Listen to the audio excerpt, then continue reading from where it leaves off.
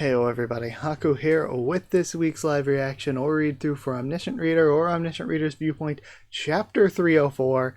And I heard after last week's chapter that I think Chapter 311, either 310 or 311, is going to be the end of season 1, technically, season 1 of Omniscient Reader. And then we'll have a break between that and whenever it comes back for season 2 or whatever. I don't know if they'll actually call it season 1 or season 2, at least in English for sure. But we are at least going to have a hiatus soon. So it turns out my timing for the character ranking and for the screen time, not the best timing in hindsight now that we know. But we'll have a break after 310 or 311. But we don't know how long the break will be. It could be a while, or it could be like 2 weeks or something. It could be like a 2-week break. So, no clue. But either way, I'm just still going to continue trying to record these on Tuesday mornings and then post them whenever I can on Tuesday. That's generally just how I'll keep doing them for now. And once I'm caught up with Tower of God, I'll do the same for Tower of God. I'll just record Omniscient Reader and Tower of God on Tuesday morning, post them whenever I can Tuesday. That will be the schedule for those two. And if we're going on break, then I guess that makes that schedule a little bit easier, a little bit lighter, because we won't have Omniscient Reader for a while. But it's kind of a bummer. I've really been loving and enjoying Omniscient Reader. I don't want a break. But I have a couple months to get there anyway, and by the time that I get to 310 or 311, which is again going to be a couple more months, maybe then we'll have word on when it's coming back, or a good chance it might already be back by then. So we'll have to see how everything goes. But yeah, we're going on a break kinda soonish. But either way, I think we should just continue. Last time we left off, Dokja was still unconscious, and everybody was getting jumped because we were between rounds with the Starstream deliberating and everything, which is a weird thing, and it seems like it may all be set up to screw over Dokja and his group, and I think it could be a really cool thing that's, maybe not what we're getting here, but if what we get here is Dokja being unconscious, them, like all of the enemy constellations and Burkan and Meladon, if they're trying to attack Dokja while he's down, trying to take him out between rounds as a way to screw over their team, but also just to eliminate somebody who's been such a weird force within the world of constellations and the star stream, but Dokja's allies have to step up and protect him while he's unconscious. I think that could be a really, really cool thing, adding into all the connections that he's made, all the allies he's made. I think that could be really, really good. But it might not be what we're getting. But if it is what we're getting, that's a cool concept. Either way, though, we're still starting off with Dokja in the inner world. Like, I'm assuming the library is... They said it was inside the fourth wall, so I guess... is it a Dokja inner world, then? Or is it a fourth wall inner world? Or is there a difference? If you fall, you'll die. That's truly beyond the wall. Is this... Okay, I did not expect this. Is this Nirvana? And if so, the fourth wall did eat Nirvana, so being inside the fourth wall makes sense. But also, is this actually Nirvana, or is it just the fourth wall, because the text box looks like the fourth wall speaking? Is it just the fourth wall using Nirvana's body to have a physical representation? Okay, title splash. Dokja's Story Part 6. Looks back. Nirvana Mobius. This isn't the first time I've saved your life, although you don't seem to remember. Why are you here? Do you really not know? What happens to those who get eaten by the fourth wall?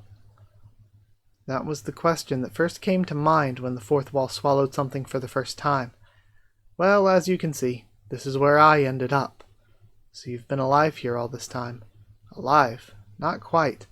I'm just barely surviving off that damn wall. Okay, so it is Nirvana, then? That's... Yeah, so it is Nirvana. Some of the dialogue is kind of weird for it to be Nirvana saying, I feel like. Nirvana, you talk too much. We have the wall. I will be so for real, I never expected to see Nirvana again. Then, you must know everything you wanted to know now. No one can know everything, child. Just as you cannot. How does it feel, knowing you're just a character in a novel? A novel, huh? Is that really what you think this is? Right.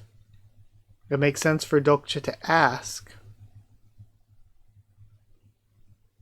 Okay, we're getting really deep here. Because, like, Nirvana would be the first character to have actual physical... Like, apparently this isn't a novel, but if it was, Nirvana would be the first character to get, like, concrete evidence shown to them that that is the case. Is that really what you think this is? What are you trying to say? Don't stop now. I like your story. So again, is this not the novel, but rather Kim Dokcha's story? What are you talking about? Come to think of it, they kept going on about becoming one with us or something right until they died. It's not just me. Everyone here likes your story. Is there someone else here besides you? And it's got to be Eater of Dreams, yeah? That was the only other one I can think of? We don't have much time. We'd better get moving out. And it was just a bit of rubble falling down? I thought it was something forming in the air. It's not wise to talk too much here. Something terrible might happen. Wait, where are we going? There's someone who wants to meet you more than anyone. What? Who? The one who organizes the shelves from 0 to 100. It's not like we just sit around doing nothing here. And is this Eater of Dreams? Did they become a librarian? After all, if we don't keep things properly organized, you won't be able to recall your memories. So they could screw with Dokcha from the inside if they wanted? Okay. Now then, I'll leave you two to talk. You were here too? The Eater of Dreams. A being I once defeated in the Dark Castle with the help of Jungyang?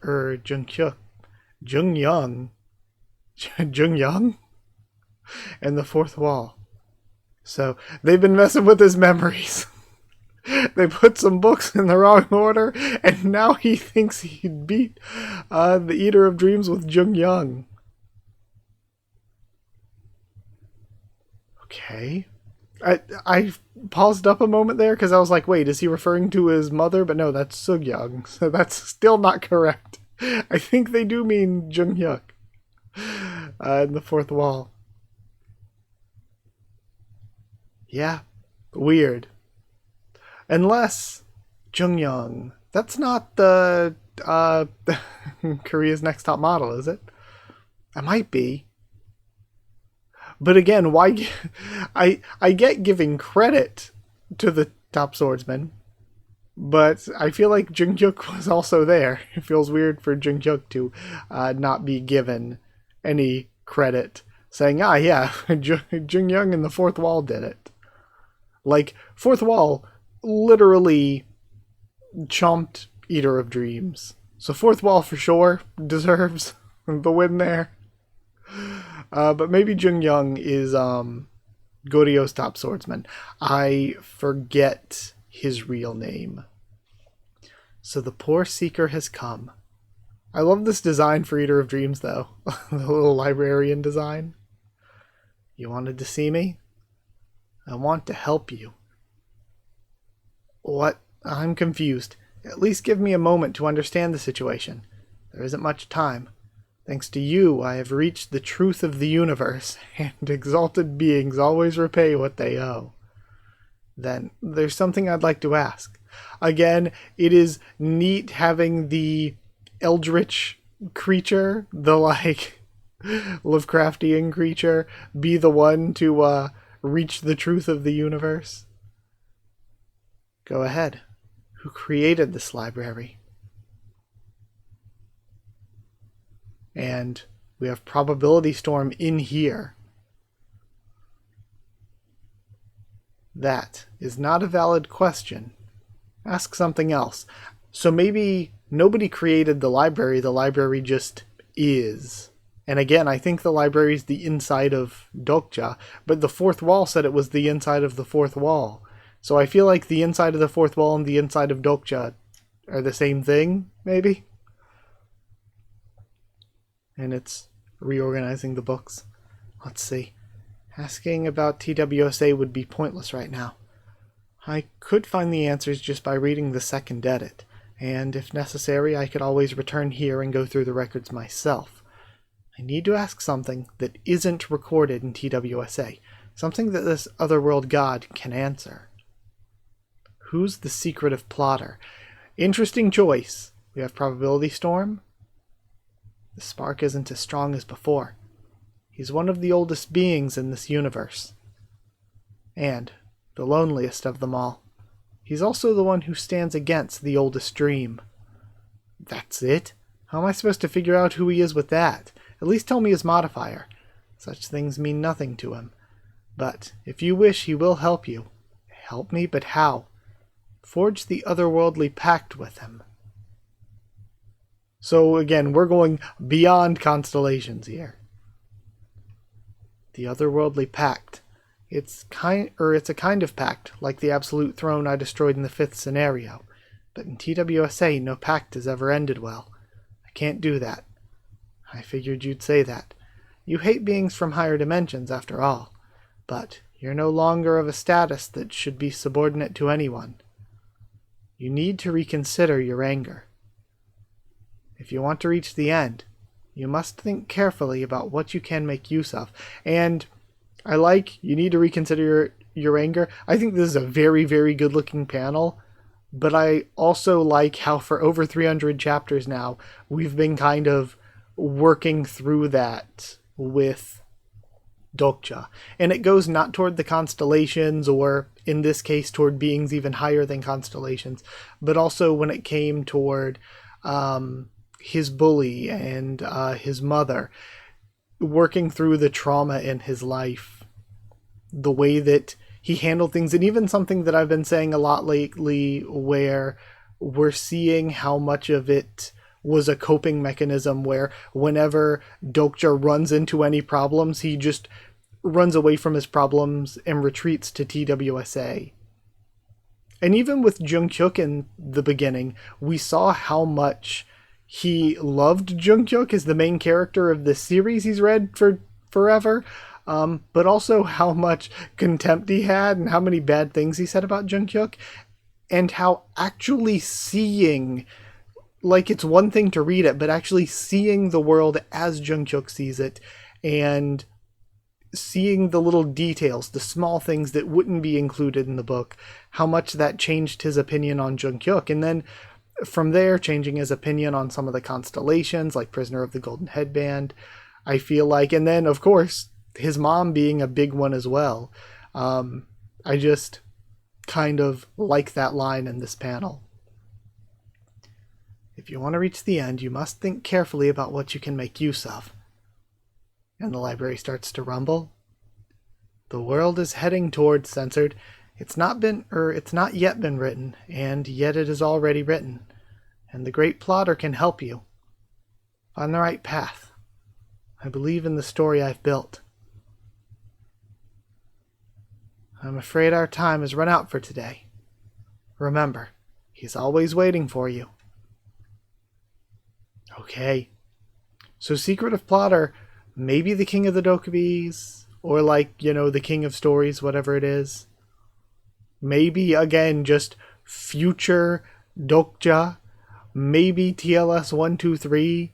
And there's a chance that all three of those things, or any number of those things, could just be the same thing. Very good chapter, though. We didn't even continue with the fighting that was going on the outside, but We got a lot that was really good, like for the mystery and the world and the story, but also for Dokja and his character and the things he thinks and the things he goes through. This is new information for him to process and maybe take into account for how he does things. I also, again, I love this form. I love the cute little librarian form for the Eater of Dreams.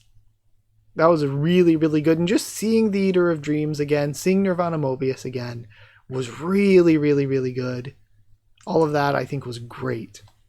So, once again, a great chapter, amazing chapter. I just really love ORV. And like I said, we'll be going on a break in a while. And when we're on break, I guess I'll work more on the reviews. I'd love to do, again, like chapter reviews, not individual episodes, but the named chapters, like I did a couple at the beginning when I first started reading. I'd love to go through the series and do reviews of those. Again, I don't know like how long this break will be, so even if I was like, I'll do weekly reviews, we might, before I finish those, we might just be back again, reading again. So I'm not going to put them on any kind of schedule. I'm just going to do them when I get time to do them, because I have so many other videos that I want to do too. So yeah, maybe a little break with Omniscient Reader. But then again, also, I think taking a break from a series is so good to just refresh yourself and come in excited again. So for me, taking a break, even though I am super excited on the week to week, taking a break would probably just make me even more excited when it comes back. So I really don't mind taking a break. I don't mind taking a break with like anything I read. I think that it's kind of a healthy way to read things, taking a break here and there and then getting to marathon a little bit. On top of that, when it comes to like artists, it's crazy that they've had so few breaks, going for over 300 chapters, like barely any breaks really, a couple weeks here and there, from what I know, but like nearly a continuous over 300 chapters is insane, especially for the level of quality that we see, which is nuts. So I think it's all been really good. They deserve a break. And for me personally, I have always said that I would be so happy for pretty much anything I read to take at least a week off every month. Like for weekly stuff. For monthly stuff, it's a little different. You're already just doing a monthly release. But I would totally be down if, like, any of the weekly stuff I read, just do 3 chapters a month. Take a week off here and there. I think that's good, because if you're on a like week to week grind and you're making a chapter of something every single week, not only does it feel like the creators don't get time to rest, but also you I feel like it's easy to lose sight of things. I feel like I would lose sight of things if I'm just like, crap, I need to do this week's chapter. Crap, I need to do this week's chapter. Sometimes I feel like you need some time off to, and this isn't really the case for Omniscient Reader necessarily, but to plan ahead, to decide things, to be creative. Sometimes I think you need some time off for stuff like that. And this is an adaptation of an already existing story, so you don't need that as much, but I still feel like they could use that to, again, just have more time to plan, like, this is what we want to adapt in this chapter, and like to pace things out and to decide how they want to present things, because they're moving from something that's just text into a visual medium. So they have to decide, like for the fight chapters and stuff, how do they want to choreograph what's written. So either way, I thought it was a great chapter. I had a ton of fun with it. Thank you so much for being here, as always. Like the video, comment down there to tell me what you thought of this chapter, my thoughts and reaction and all that. Subscribe for more Omniscient Reader, much more on the channel. If you want to help support the channel by dropping a super thanks or sharing around, it's really appreciated. If you want to help support the channel by hitting join down below to become a member, going to patreon.com/Haku of the Tubes, or a link will be in the description to become a patron, then you not only help support the channel, but you get your name at the end of videos. I haven't updated this yet this week. I don't know if I need to or not, so sorry if I do. But you get your name at the end of videos to help support the channel. Get One Piece Bingo a little early, which the new One Piece chapter should be out kind of soon. I might need to go check if I need to record that. So thank you and everything. Thank you for being here. Thank you for supporting, and I'll see you all next time.